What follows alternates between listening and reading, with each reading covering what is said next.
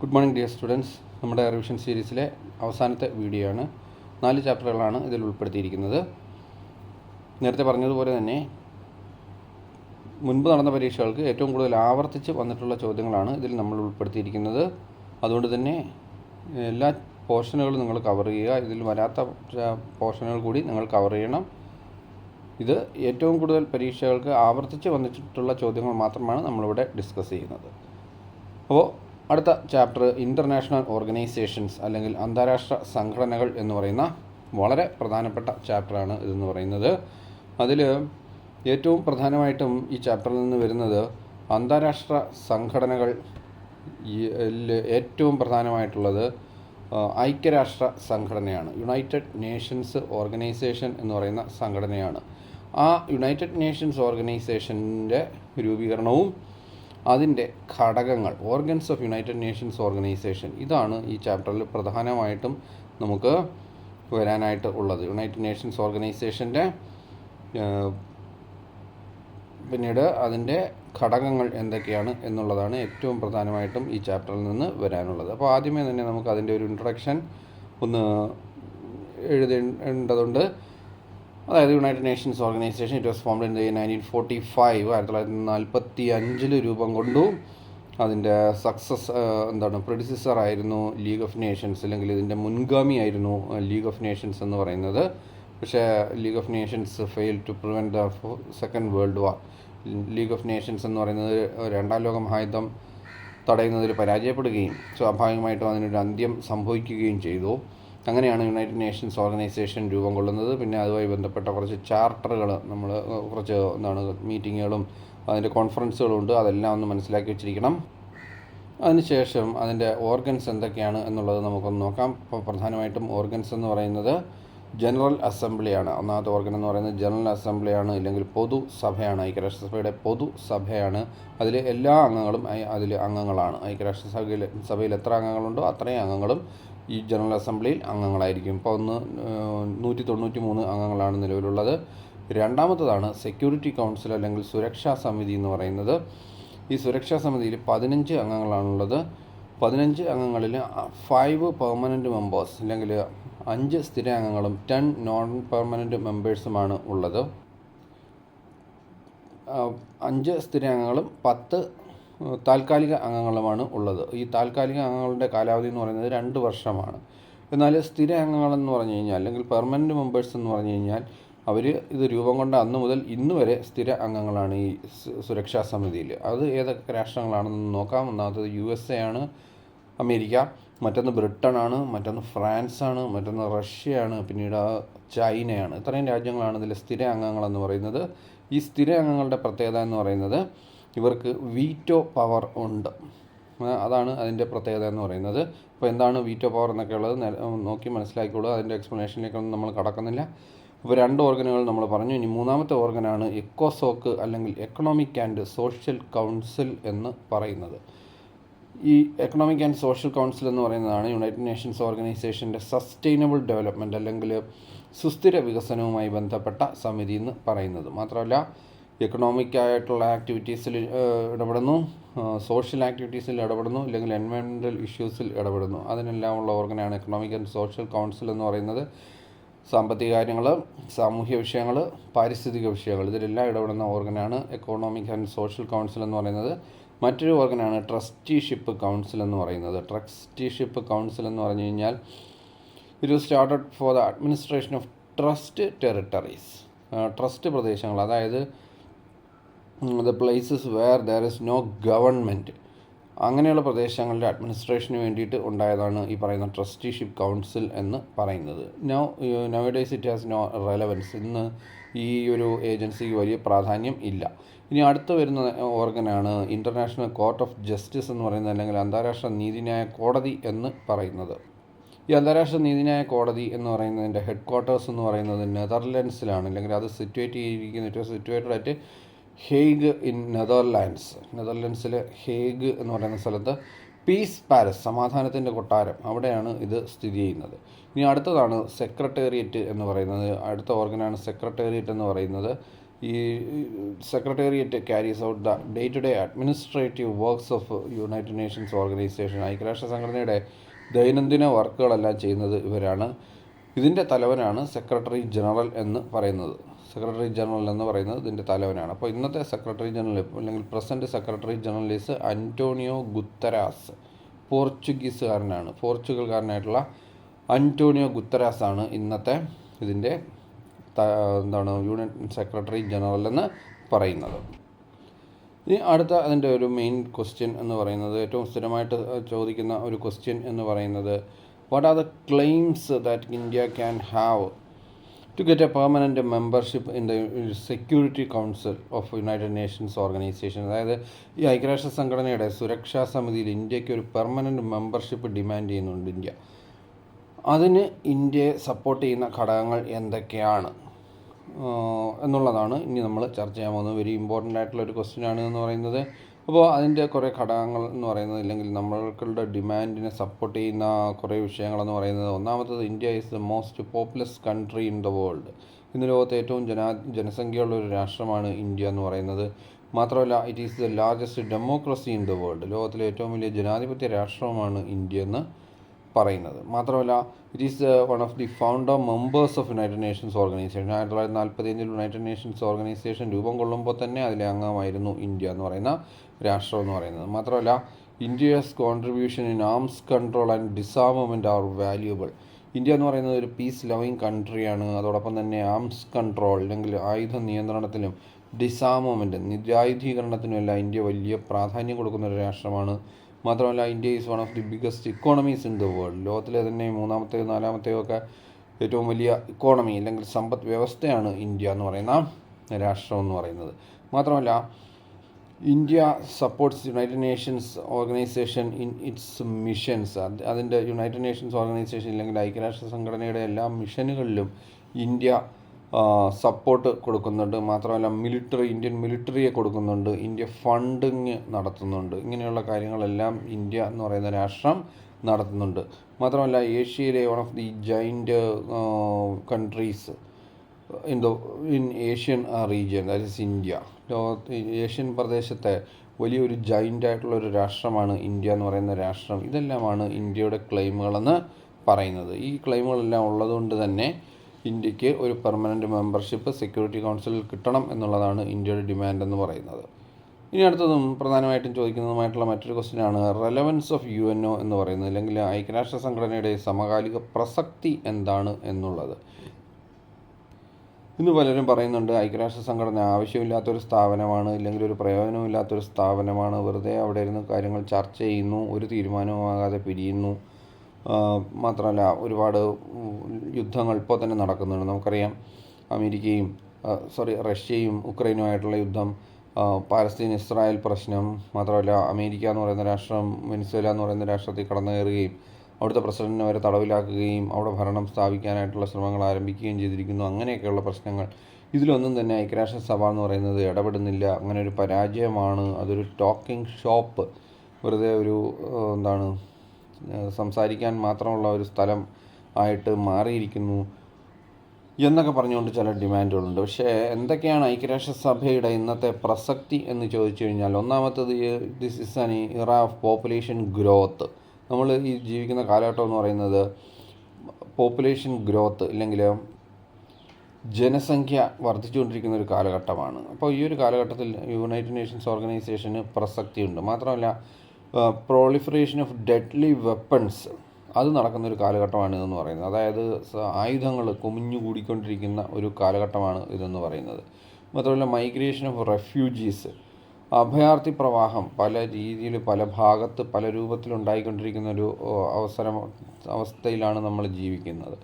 മാത്രമല്ല, ടെററിസം, തീവ്രവാദം, ജനോസൈഡ്, വംശഹത്യകൾ, എൻവയൺമെൻ്റൽ ഇഷ്യൂസ്, പാൻഡമിക്സ് ലൈക്ക് കോവിഡ്, ഇങ്ങനെയൊക്കെയുള്ള അവസ്ഥ നമ്മൾ ഈ നേരിട്ടുകൊണ്ടിരിക്കുന്ന ഒരു കാലഘട്ടത്തിലാണ് നമ്മൾ ജീവിക്കുന്നത്. അപ്പോൾ ഇതിനെല്ലാം കാര്യക്ഷമമായ രീതിയിൽ നേരിടുന്നതിന് വേണ്ടിയിട്ട് we need an agency, that is United Nations organisation. അതിനപ്പുറം വേറൊരു ഏജൻസി ഇതുവരെ നമ്മൾ കണ്ടുപിടിച്ചിട്ടില്ല. അതുകൊണ്ട് തന്നെ United Nations organisation has A relevance even today. എന്നുള്ളതാണ് നമ്മളുടെ ഒരു പ്രധാന പോയിൻ്റ് എന്ന് പറയുന്നത്. ഇനി ഐക്യരാഷ്ട്ര സംഘടനയുടെ secretary generals, UN secretary generals ആരൊക്കെയാണ് എന്ന് നമുക്കൊന്ന് നോക്കാം. ഒന്നാമത്തെ സെക്രട്ടറി ജനറൽ, ഇതൊക്കെ പരീക്ഷയ്ക്ക് ചോദിച്ചിട്ടുള്ളതാണ്.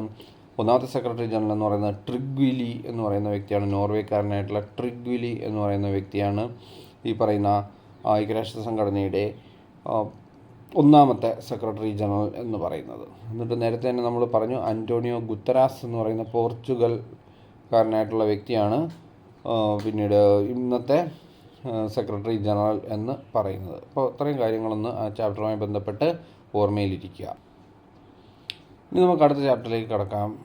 Security in the contemporary world, അല്ലെങ്കിൽ സമകാലിക ലോകത്തെ സുരക്ഷ എന്നുള്ളതാണ് ഈ ചാപ്റ്റർ എന്ന് പറയുന്നത്. ഇതിൻ്റെ അകത്ത് വരുന്നതെന്ന് പറഞ്ഞു കഴിഞ്ഞാൽ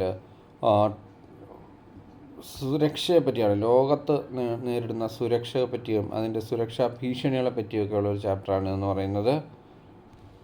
ഈ ചാപ്റ്ററിൽ traditional notions of security, internal and external എന്ന് പറയുന്ന ഒരു ഭാഗമുണ്ട്. ആ ഭാഗങ്ങളെല്ലാം നിങ്ങളൊന്ന് മനസ്സിലാക്കി വെച്ചിരിക്കുക. അതോടൊപ്പം തന്നെ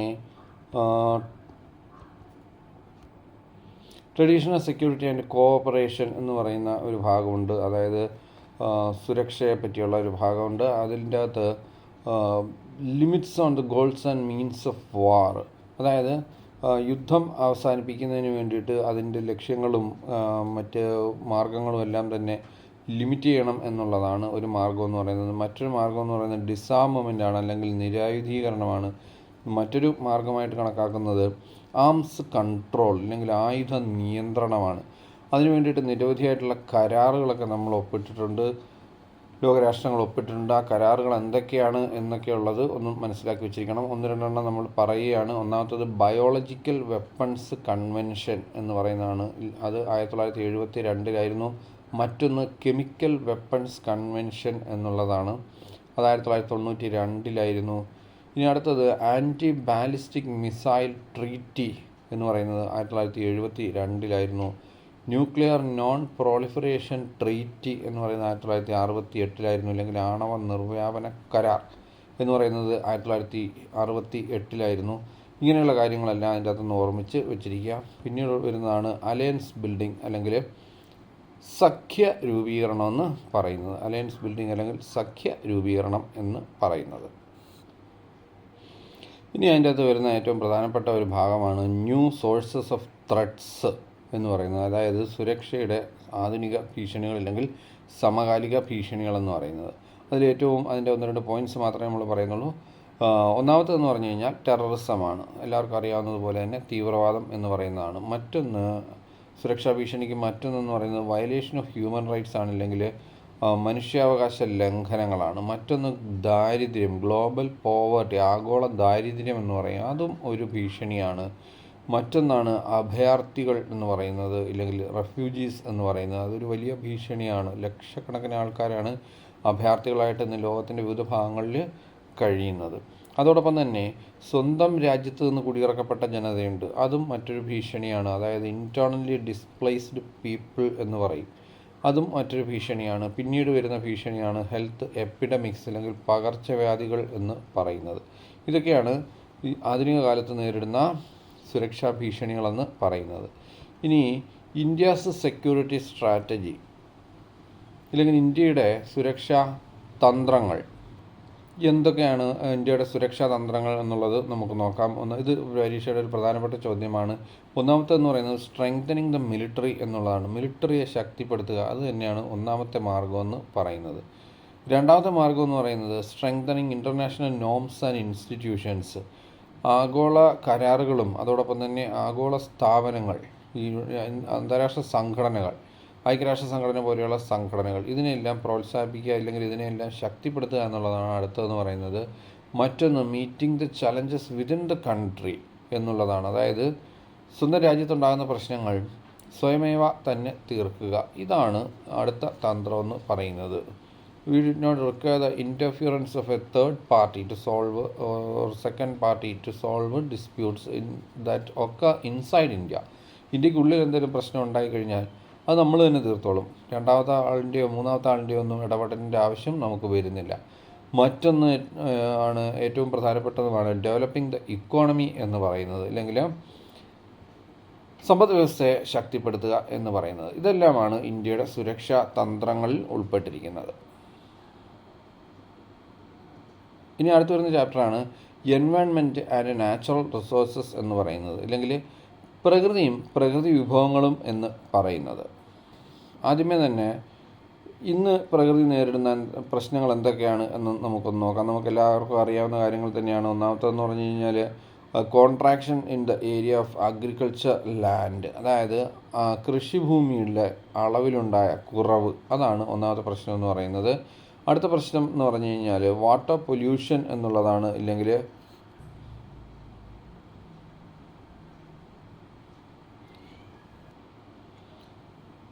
ഓവർ എക്സ്പ്ലോയിറ്റേഷൻ ഓഫ് റിസോഴ്സസ്, അതൊരു ഭീഷണിയാണ്, നമ്മുടെ പരിസ്ഥിതി നേരിടുന്ന ഒരു ഭീഷണിയാണ് ഓവർ എക്സ്പ്ലോയിറ്റേഷൻ ഓഫ് റിസോഴ്സസ് എന്ന് പറയുന്നത്. മറ്റൊന്ന് ഗ്ലോബൽ വാർമിംഗ് എന്നുള്ളതാണ്, അല്ലെങ്കിൽ ആഗോള താപനം എന്നുള്ളതാണ്. പിന്നീട് കോസ്റ്റൽ ഏരിയ പൊല്യൂഷനാണ്. കോസ്റ്റൽ ഏരിയയിൽ, അല്ലെങ്കിൽ തീരപ്രദേശങ്ങൾ, നദികളുടെ ആകാം, സമുദ്രത്തിൻ്റെ ആകാം, അങ്ങനെയുള്ള തീരപ്രദേശങ്ങളിൽ ഉണ്ടാകുന്ന പൊല്യൂഷനാണ്. മറ്റൊന്നെന്ന് പറഞ്ഞു കഴിഞ്ഞാൽ ഡിക്ലൈൻ ഓഫ് ഓസോൺ എന്നുള്ളതാണ്, ഇല്ലെങ്കിൽ ഓസോണിൻ്റെ ശോഷണം, ഓസോണിൽ സുഷിരങ്ങൾ വീഴുന്നു എന്നൊക്കെ പറഞ്ഞുകൊണ്ട് കേൾക്കാറുണ്ട്, അതാണ്. മറ്റൊന്ന് ഡീഫോറസ്റ്റേഷനാണ്. പിന്നീട് water pollution, air pollution, noise pollution, അതായത് വായുമലിനീകരണം, ജലമലിനീകരണം, ശബ്ദമലിനീകരണം ഇങ്ങനെ വരുന്നുണ്ട്.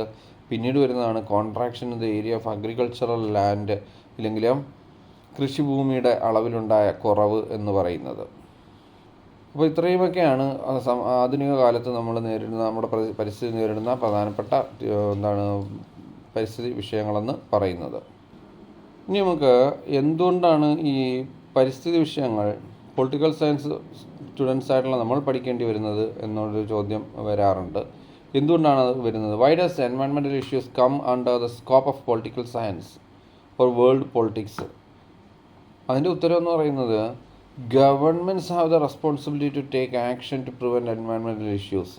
ഈ പരിസ്ഥിതി വിഷയങ്ങളിൽ തീരുമാനങ്ങൾ എടുക്കേണ്ടുന്നത് ഗവൺമെൻറ്റുകളാണ്. പരിസ്ഥിതിയെ പൊല്യൂട്ട് ചെയ്യുന്നതായിട്ട് ബന്ധപ്പെട്ടതായാലും പരിസ്ഥിതി സംരക്ഷിക്കുന്നതായിട്ട് ബന്ധപ്പെട്ടതായാലും എല്ലാം തീരുമാനങ്ങൾ എടുക്കേണ്ടുന്നത് ഗവൺമെൻറ്റിൻ്റെ ഭാഗത്തു നിന്നാണ്. മാത്രമല്ല, ഈ എൻവയോൺമെൻറ്റൽ സമ്മിറ്റുകൾ നടക്കുമ്പോൾ, അല്ലെങ്കിൽ പരിസ്ഥിതിയുമായി ബന്ധപ്പെട്ട ഉച്ചകോടികളോ മീറ്റിങ്ങുകളോ ഒക്കെ നടക്കുമ്പോൾ അതിലെല്ലാം പാർട്ടിസിപ്പൻസ് ആയിട്ട് വരുന്നത് ഗവൺമെൻറ്റുകളാണ്. So these environmental issues will come under the purview of a political science student. അപ്പോൾ ഒരു പൊളിറ്റിക്കൽ സയൻസ് സ്റ്റുഡൻ്റ് എന്നുള്ള രീതിയിൽ നമ്മളത് മനസ്സിലാക്കിയിരിക്കേണ്ടുന്നത് വളരെ അത്യാവശ്യമാണ്. ഇനി ആ ചാപ്റ്ററിൽ വരുന്ന മറ്റൊരു പ്രധാനപ്പെട്ട ക്വസ്റ്റ്യനാണ് എർത്ത് സമ്മിറ്റ് എന്ന് പറയുന്നത്, അല്ലെങ്കിൽ ഭൗമ ഉച്ചകോടി എന്ന് പറയുന്നത്. ഇതിനെ റയോ ട്രീറ്റി, അല്ലെങ്കിൽ റയോ സമ്മിറ്റ് എന്നുകൂടി അറിയപ്പെടും. അതായത് റയോ ഉച്ചകോടി എന്നുകൂടി അറിയപ്പെടും. കാരണം it was held in 1992 in Rio de Janeiro in Brazil. ഇത് നടക്കുന്നത്, ഈ ഒരു ഉച്ചകോടി നടക്കുന്നത് 1992 ജൂണിലാണ് നടക്കുന്നത്. ഇത് ബ്രസീലിലെ റയോ ഡി ജനീറോയിൽ വെച്ചാണ് ഇത് പരിസ്ഥിതി സമ്മേളനം നടക്കുന്നത്. അതുകൊണ്ട് തന്നെ ഇത് അറിയപ്പെടുന്നത് റയോ സമ്മിറ്റ് എന്ന പേരിലാണ്.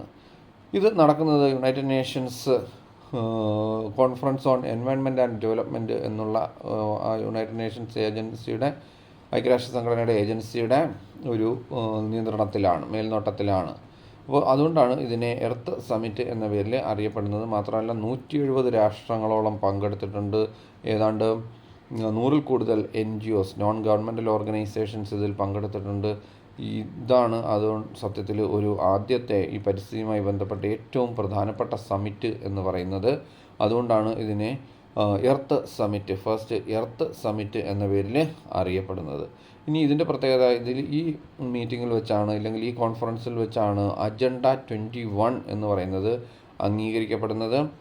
അതേപോലെ തന്നെ സസ്റ്റൈനബിൾ ഡെവലപ്മെൻറ്റ് എന്ന് പറയുന്ന കാര്യവും മനസ്സിലാക്കുന്നത് ഈ ഒരു, അല്ലെങ്കിൽ മുമ്പോട്ട് വരുന്നത് ഈ ഒരു സമ്മിറ്റോടു കൂടിയാണ്. സുസ്ഥിര വികസനം എന്ന് പറയുന്ന ആശയം അതിനുശേഷമാണ് കൂടുതൽ പ്രാധാന്യത്തോടു കൂടി നാം ചർച്ച ചെയ്യാൻ തുടങ്ങുന്നത്. അതാണ് ഈ ഒരു സമ്മിറ്റിൻ്റെ ഏറ്റവും പ്രധാനപ്പെട്ട പ്രത്യേകത എന്ന് പറയുന്നത്. ഇനി അടുത്ത ഈ ഒരു ചാപ്റ്ററിൽ വരുന്ന മറ്റൊരു ചോദ്യമാണ് കോമൺ ബട്ട് ഡിഫറൻഷ്യേറ്റഡ് റെസ്പോൺസിബിലിറ്റീസ് എന്ന് പറയുന്നത്, ഇല്ലെങ്കിൽ പൊതുവായതും എന്നാൽ വൈവിധ്യമായതുമായ ഉത്തരവാദിത്വം എന്ന് പറയുന്നത്. ഇതിൻ്റെ അർത്ഥം എന്ന് പറയുന്നത് ഇതും റയോ സമ്മിറ്റിലാണ് അക്സെപ്റ്റ് ചെയ്യപ്പെടുന്നത്. ഇങ്ങനെ ഒരു ആശയവും റയോ സമ്മിറ്റിൽ ഉണ്ടായതാണ്. ഇതിൻ്റെ അർത്ഥം എന്ന് പറയുന്നത് since the major pollutants are the rich countries, they have the responsibility to cut short the environmental pollution activities. അതായത് ഈ ഒരു പരിസ്ഥിതി വിഷയത്തിൽ ഏറ്റവും കൂടുതൽ ഇല്ലെങ്കിൽ എൻവയോൺമെൻറ്റിനെ ഏറ്റവും കൂടുതൽ പൊല്യൂട്ട് ചെയ്യുന്നത് റിച്ച് കൺട്രീസാണ്, ഡെവലപ്ഡ് കൺട്രീസാണ്. അതുകൊണ്ട് തന്നെ മറ്റുള്ളവരെക്കാൾ കൂടുതൽ ഉത്തരവാദിത്വം ഇവർക്ക് ഈ പൊല്യൂഷൻ കൺട്രോൾ ചെയ്യുന്നതിൽ ഉണ്ട് എന്നുള്ളതാണ് കോമൺ ബട്ട് ഡിഫറൻഷിയേറ്റഡ് റെസ്പോൺസിബിലിറ്റീസ് എന്ന് പറയുന്നത്.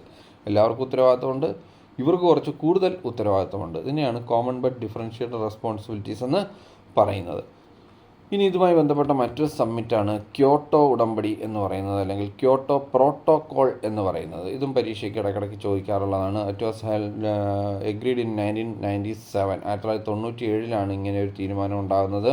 എന്നാൽ it came to effect only in February 2005, 2005 ഇതിൽ നിലവിൽ വരുന്നത്. ക്യോട്ടോ ജപ്പാനിലെ ഒരു സ്ഥലമാണ്. 169 രാഷ്ട്രങ്ങൾ ഇത് അംഗീകരിച്ചിട്ടുണ്ട്. USA ഈ ഒരു എഗ്രിമെൻ്റ് അംഗീകരിച്ചിട്ടില്ല. ഇതാണ് ഇതുമായി ബന്ധപ്പെട്ട് പറയാനുള്ളത്. ഇനി ഈ ചാപ്റ്ററിൽ നിന്ന് വരുന്ന മറ്റൊരു ചോദ്യം എന്ന് പറയുന്നത് India's stand on environmental issues എന്നുള്ളതാണ്. ഈ പരിസ്ഥിതി വിഷയങ്ങൾ ഇന്ത്യയുടെ നിലപാട് എന്താണ് എന്നുള്ളതാണ് ഈ ചാപ്റ്ററിൽ വരുന്ന മറ്റൊരു പ്രധാനപ്പെട്ട ചോദ്യം എന്ന് പറയുന്നത്. അതായത് ഇന്ത്യ ഈ പറയുന്ന എല്ലാ പരിസ്ഥിതി സമ്മിറ്റുകളിലും പങ്കെടുക്കാറുണ്ട്. ഒന്നിൽ നിന്നും ഇന്ത്യ മാറി നിൽക്കാറില്ല. India ratified the Kyoto protocol of 1997, 1997 Kyoto ഉടമ്പടിയിലും ഇന്ത്യ പങ്കെടുത്തു, അത് അംഗീകരിക്കുകയും ചെയ്തു. എന്നാൽ അമേരിക്ക ഇതിനെ സൈൻ ചെയ്യാതിരുന്നതിനെ ഇന്ത്യ വിമർശിക്കുകയും ചെയ്യുന്നുണ്ട്. India criticised America for not signing the Kyoto protocol. മാത്രമല്ല India gave importance to the common but differentiated responsibilities. പൊതുവായതും എന്നാൽ വൈവിധ്യമായതുമായ ഉത്തരവാദിത്വം എന്നുള്ള ഒരു ആശയത്തിനെ ഇന്ത്യ പിന്താങ്ങുന്നുണ്ട്. മാത്രമല്ല India is of the view that major responsibility to prevent global warming rest with its creators. ഈ ഗ്ലോബൽ വാർമിംഗ് അല്ലെങ്കിൽ ആഗോളതാപനം എന്ന് പറയുന്നത് സൃഷ്ടിക്കുന്നവർക്കാണ് അത് ഇല്ലായ്മ ചെയ്യാനുള്ള ഏറ്റവും പ്രധാന ഉത്തരവാദിത്വം എന്ന് പറയുന്നത്. ഇങ്ങനെയൊക്കെ ആണെന്നുണ്ടെങ്കിലും ഇന്ത്യയുടെ നാഷണൽ ഓട്ടോ ഫ്യൂവൽ പോളിസിയിലൂടെയും എനർജി കൺസർവേഷൻ ആക്ട് എന്നിവയിലൂടെയും എല്ലാം ഇന്ത്യ പരിസ്ഥിതി സംരക്ഷിക്കുന്നതിന് വേണ്ടിയിട്ട് എല്ലാ ശ്രമങ്ങളും നടത്താറുണ്ട്. മാത്രമല്ല ബയോഡീസൽ ഉൽപ്പാദിപ്പിക്കുക, അത് കൂടുതലായിട്ട് ഉപയോഗിക്കുക, ഇതിങ്ങനെയുള്ള കാര്യങ്ങളിലും എല്ലാം ഇന്ത്യ എന്ന് പറയുന്ന രാഷ്ട്രം വലിയ പ്രാധാന്യം നൽകുന്നുണ്ട്. പിന്നീട് അദ്ദേഹം ചോദിച്ചത് കണ്ടിട്ടില്ലാത്തൊരു ഭാഗവും കൂടിയുണ്ട്, അതുകൂടെ ഒന്ന് പറഞ്ഞേക്കാം. റിസോഴ്സസ് ജിയോ പൊളിറ്റിക്സ് എന്ന് പറയുന്നതാണ്, വിഭവ ഭൂരാഷ്ട്രതന്ത്രം എന്ന് പറയുന്നതാണ് ഇതെന്ന് പറയുന്നത്. അതായത് വിഭവങ്ങൾക്ക് വേണ്ടിയിട്ട് രാഷ്ട്രങ്ങൾ തർക്കങ്ങളിൽ ഏർപ്പെടുന്നു. For example oil. ഇപ്പോൾ സത്യത്തിൽ ഇന്ന് ഈ അടുത്ത സമയത്ത് അമേരിക്ക എന്ന് പറയുന്ന രാഷ്ട്രം വെനിസ്വേല പോലെയുള്ള രാഷ്ട്രങ്ങൾ കടന്നു കയറിയത് ഓയിലിന് വേണ്ടിയിട്ടാണ് എന്നുള്ള ഒരു നോഷൻ കൂടി ഇങ്ങനെ നിലവിലുണ്ട്. അതേപോലെ തന്നെ അമേരിക്ക ഗൾഫ് രാഷ്ട്രങ്ങളിലും ഇറാഖ് പോലെയുള്ള രാഷ്ട്രങ്ങളിലും എല്ലാം ആക്രമണം നടത്തിയത് ഈ പറയുന്ന എണ്ണ നിക്ഷേപം ഉള്ളതുകൊണ്ട് ആണ് എന്നുള്ള ഒരു ഡിമാൻഡ് വരുന്നുണ്ട്.